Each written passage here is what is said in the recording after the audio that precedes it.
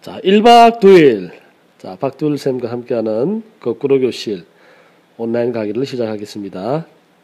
자, 오늘은 촌락의 변화와 발전에 대해서 한번 알아보도록 하겠습니다.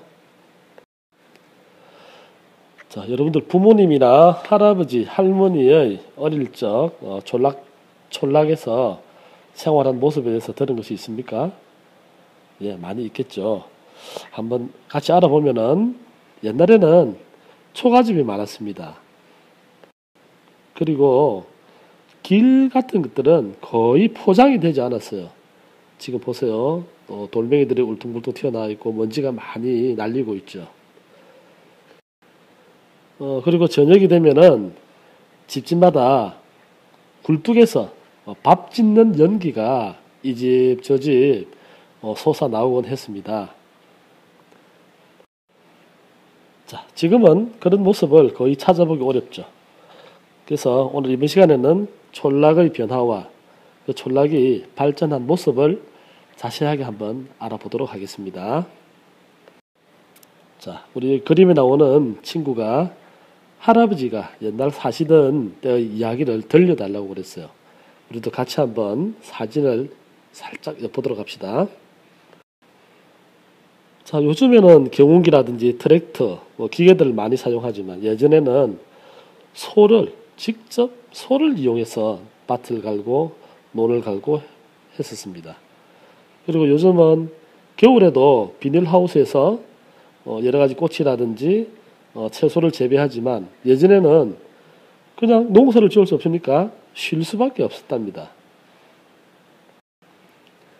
그리고 요즘은 여러분들 어때요? 부모님께서 일을 하시러 갈 때 여러분들 학교에서 돌봄 교실이나 또는 오후 돌봄, 저녁 돌봄 하죠?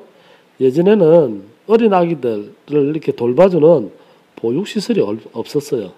그래서 밭에 나갈 때도 아기들 업고 나가야 되고 또 논에 나갈 때도 항상 아기들을 데리고 다녔기 때문에 엄마들이 굉장히 힘들었습니다.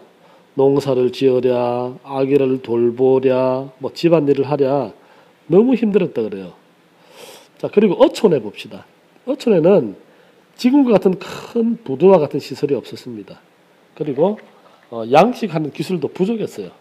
그래서 먼 바다로 나가서 고기를 못 잡으면 며칠간 이렇게 쉬고 또 이렇게 수입도 적었다 그럽니다.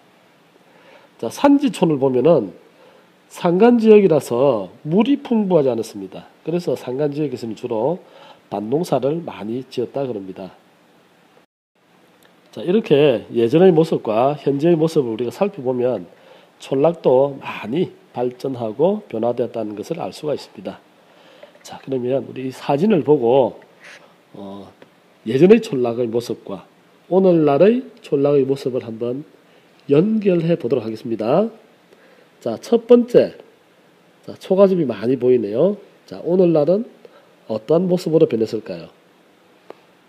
잘 알고 있네요. 자, 이렇게 해야 되겠죠? 예. 초가집이 거의 없어지고 슬레이트 집이나 기와집이 많이 생겼습니다.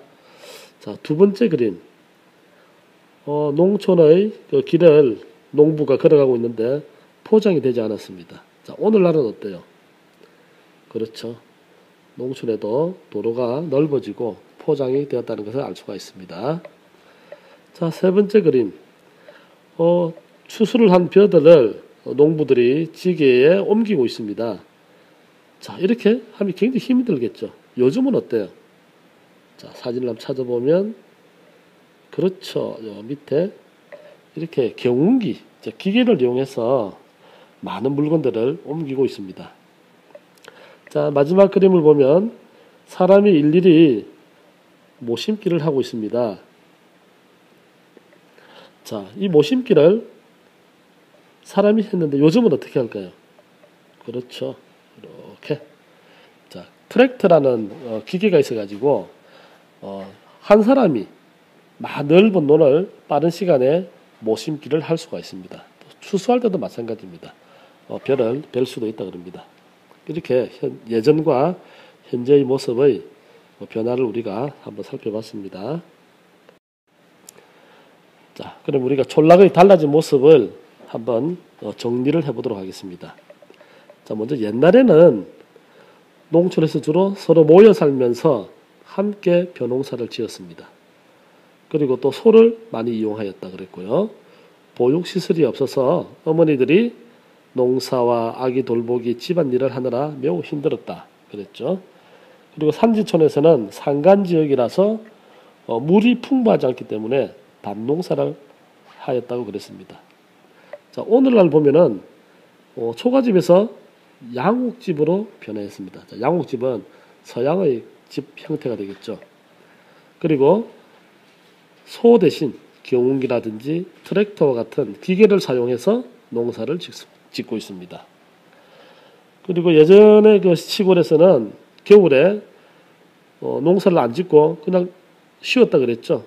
그렇지만 요즘에는 겨울에도 비닐하우스라는 것이 개발되어서 겨울에도 계속적으로 소득을 올릴 수가 있습니다.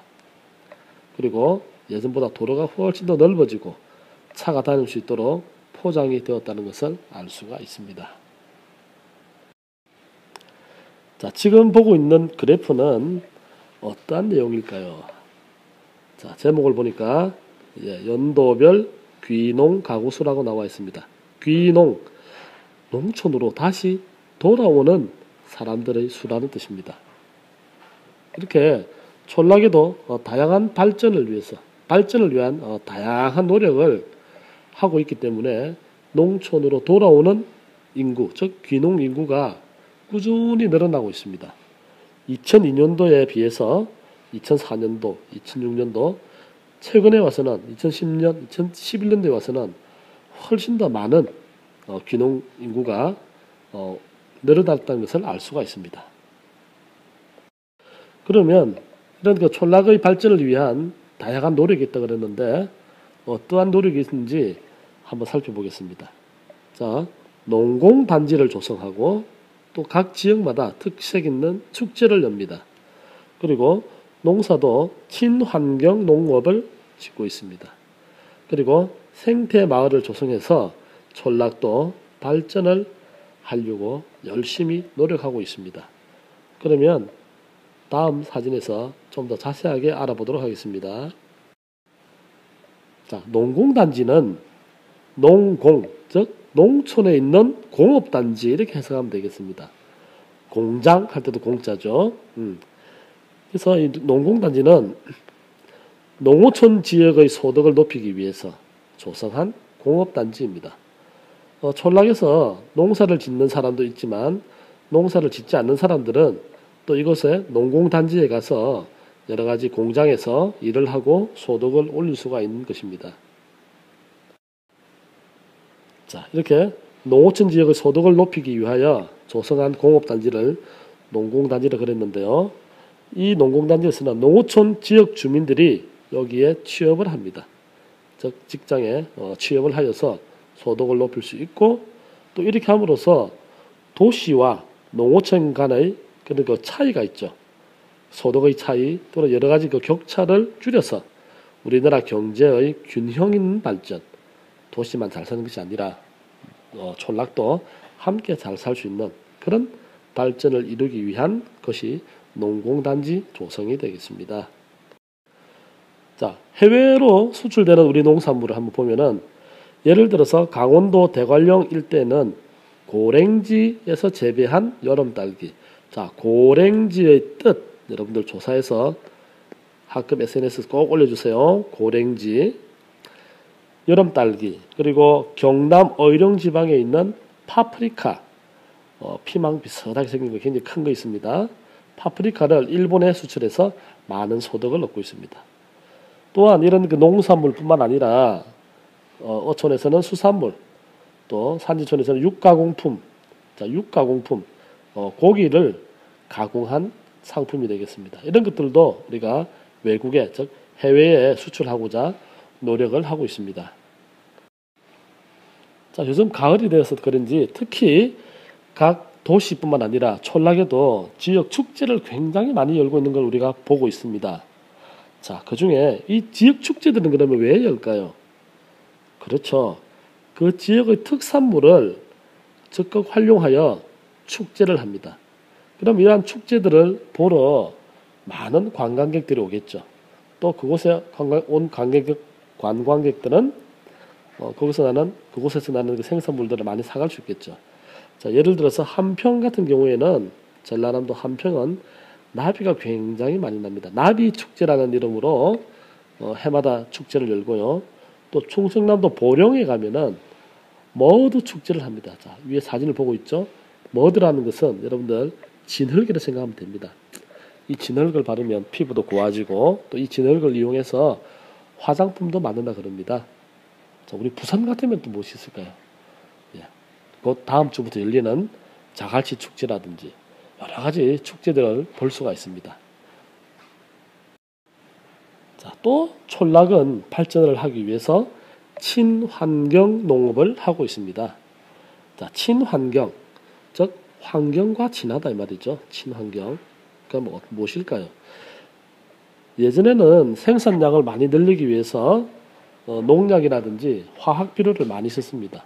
그렇지만 최근에 와서는 농약과 화학 비료를 거의 쓰지 않고 친환경적인 유기농업으로 환경을 보호하면서 건강에도 좋은 농산물을 생산하고 있습니다.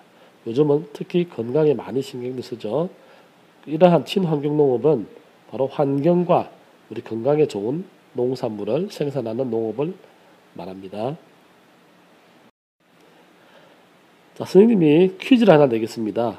지금 보고 있는 사진은 친환경 농법을 하고 있는 모습입니다.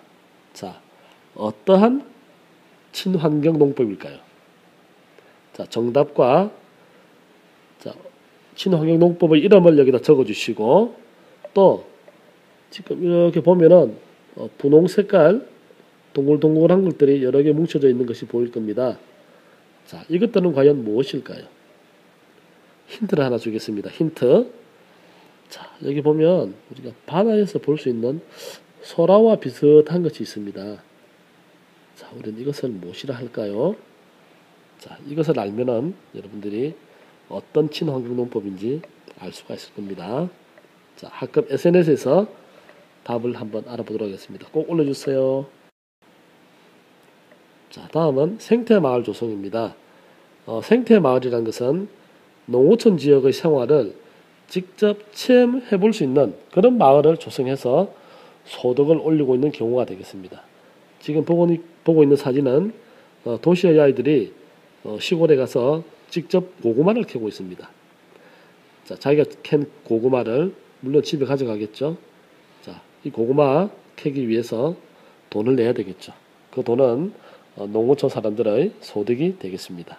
또 어촌 마을 같으면 여러분 갯벌 체험 한 번쯤 들어봤죠.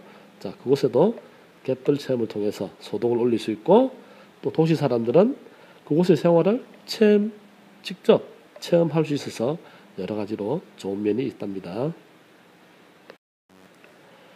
자, 오늘 우리가 촌락의 자연 환경과 또 생활 모습에 대해서 또 촌락의 발전 모습에 대해서 우리가 여러 가지를 알아봤는데 간단하게 한번 정리를 해보겠습니다. 자, 농촌과 어촌과 산지촌의 자연 환경, 즉 위치를 한번 알아주세요. 자, 농촌, 어촌, 산지촌. 자, 그곳에 하는 생산물. 자, 농촌에서는 주로 이런 것들, 어촌에서는 생선, 김, 미역, 소금, 산지촌에서는 자, 이렇게 이런 것들이 생산이 되고요. 자, 볼 수 있는 것들. 자, 농촌에서는 너른 논과 밭, 또 저수지, 비닐하우스, 정미소, 인공수로, 저장창고 등을 많이 볼 수 있죠. 자, 어촌에서는 주로 바닷가니까요. 방파제, 등대, 부둣가, 공동 업판장, 또 직판장, 예, 염전, 양식장 등을 볼 수 있고, 산지촌에서는 계단식 논, 목장, 광산, 산지촌에서도 저장창고가 있습니다. 산림욕장, 스키장 등을 볼 수가 있습니다. 자, 주요 산업은 농촌은 농업, 또 우리가 꽃과 채소를 기르는 화훼산업 이런 것도 있다 그랬고요. 자, 어촌에서는 어업 또는 양식업 이렇게 있고 산지촌에서는 임업, 광업, 축산업이 주요 산업이라고 할 수 있습니다. 자, 이와 같은 농촌과 어촌과 산지촌의 공통점은 무엇일까요? 자, 첫째, 물을 쉽게 얻을 수 있고 또 땅에서 여러 가지를 생산할 수 있는 좋은 입지 조건, 좋은 곳에 위치를 하고 있습니다. 또 이와 같은 촌락들은 자연에서 생산물을 주로 얻기 때문에 날씨에 대한 정보가 매우 중요합니다. 날씨. 요즘 같으면 일기예보가 되겠죠. 또 예전에 비해서 기계화로 생산 기술이 많이 발전하였습니다. 대량 생산, 빠른 시간 내에 또 굉장히 과학적인 방법으로 생산을 하고 있습니다. 그리고 여러 가지 농공단지라든지 지역 축제, 친환경 농법 이와 같은 것들을 통해서 지역 발전을 위해서 다양한 노력을 하고 있다는 것을 오늘 우리가 공부를 해봤습니다. 자, 오늘 동영상 강의 본 거 여러분들 한 번 더 정리를 해보시고, 자, 궁금한 거 또는 좀 더 자세하게 알고 싶은 것들은 수업 시간에 조사를 해서 우리 친구들이 질문하면 여러분들 친구들 중에서 대답을 했으면 좋겠어요. 꼭 좀 조사를 해서 다음 시간에는 여러분들이 친구들의 질문에 답을 하는 모습을 볼 수 있으면 좋겠습니다. 그리고 아까 선생님이 퀴즈 문제 냈죠? 퀴즈 문제 꼭 올려주시고, 그리고 여러분들 동영상 강의를 듣고 느낀 점, 새로 알게 된 점은 학급 SNS에 자기 생각을 좀 길게 적어도 됩니다. 또 다른 사람 거 뺏기지 말고 자기 생각을 솔직하게 천천히 올려주시면 좋겠습니다. 자, 다음 사회 시간에 만납시다. 안녕.